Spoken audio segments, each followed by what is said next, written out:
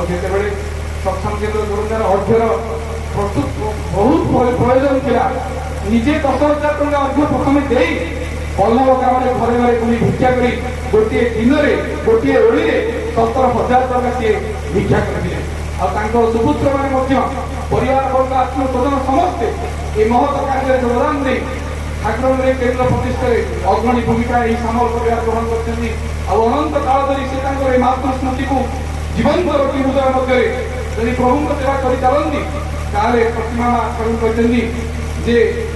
मृत्यु पर जे भाव धरी छाड़े शरीर जाए जीवन जन्मे आवाज तेमनी स्थाने से ही भाव पाए देख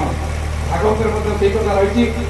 जे मृत्यु समय प्राणी जो भाव जाए से भाव नहीं जन्म हुए तेणु ये परिवार वर्ग एमाने जदि से भल पाइबा स्नेह दे वंश पुणी सपिंग विकरण प्रतिमा माई आसतु एवं परिशेष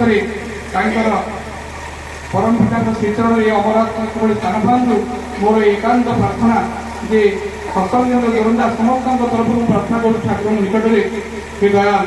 आमर ये अमरात्मा महिषी महिला प्रतिमा मान श्रीचरण स्थान दिंतु पुरुषोत्तम जय।